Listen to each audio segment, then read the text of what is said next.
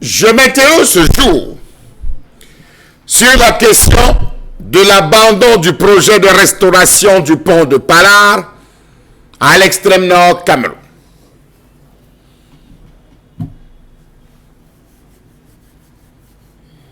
Comment comprendre que les travaux de restauration du pont Palar soient au jour d'aujourd'hui à la traîne, malgré les multiples visites guidées des ministres de Yaoundé?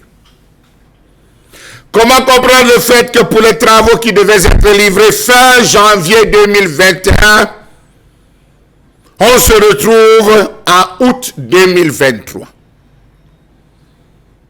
Le pont de Palar était à l'époque une digue. C'était une simple digue pour protéger les eaux, pour essayer de retenir les eaux et éviter que cela ne déborde et ne dérange les voisins jusqu'aux pays voisins. À la fin, Aïdio a transformé cette digue en digue-route.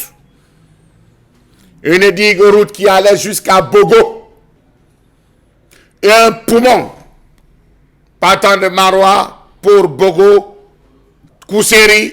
Cet axe est véritablement primordial en termes d'axe d'échange de biens et de personnes. C'est une digue importante. Très importante, digue-route très importante. Voilà un ouvrage hautement stratégique, toujours en attente de reconstruction.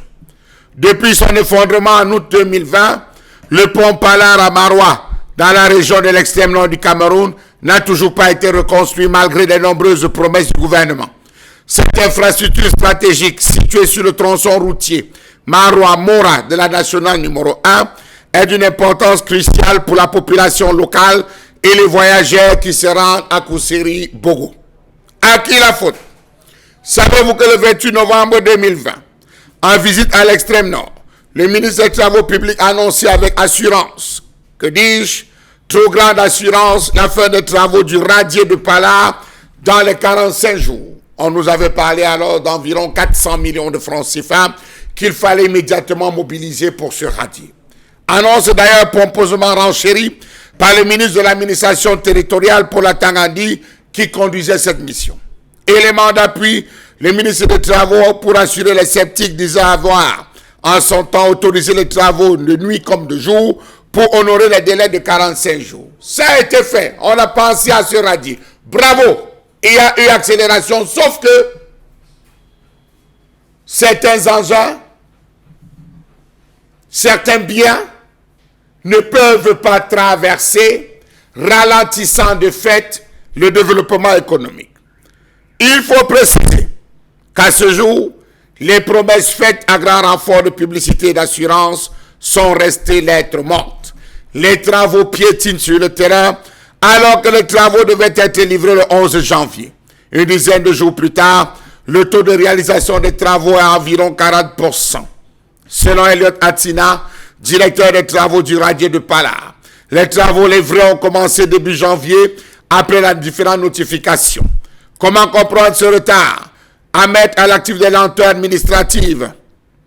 Lenteur administrative lorsqu'on sait véritablement que ce pont, les élites se sont mobilisées, on a vérifié, voilà la maquette qui avait été présentée, les nouvelles modifications, les nouvelles présentations, mais hélas, sur le terrain, absolument rien. Savez-vous que le montant des travaux à ce jour, après réunion de concertation, après séminaire, après évaluation, après réévaluation, le montant des travaux actuels, le devis final affiche 4,185 milliards de francs CFA, dont 320 millions étaient alloués à la maîtrise d'œuvre. Malgré la forte mobilisation des membres du gouvernement et des élites locales, après le fondement initial, il semble que les efforts pour reconstruire ce point essentiel n'aient pas été suffisants. On se retrouve encore là, au point de départ. Quand est-ce qu'on va décoller? Telle est la question qu'on se pose. Aujourd'hui, permettez-moi de vous dire que le transport pour pouvoir allier Kousséri, pour pouvoir allier Bogo, a été multiplié par 4. Les populations se retrouvent à souffrir. Avec les montées des eaux, comme en cette saison de pluie, on parlait des cas d'inondation de ces petits bateaux, ces petits pirogues qui ont chaviré parce que les gens veulent à tout prix, coûte que vaille, aller écouler leurs marchandises.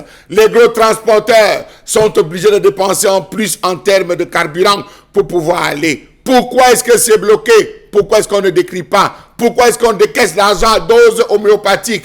400 millions, 320 millions, 50 millions, 30 millions. Pourquoi n'avoir pas décaissé? Ce n'est pas l'argent qui manque. Plusieurs structures ont demandé à participer dans ce projet. Mais hélas, on leur a dit c'est une affaire du Cameroun. N'allons pas plus loin. Même les pays voisins, le Tchad, s'est proposé. Mais hélas, apparemment la lettre n'est pas encore sur la table de qui vous savez.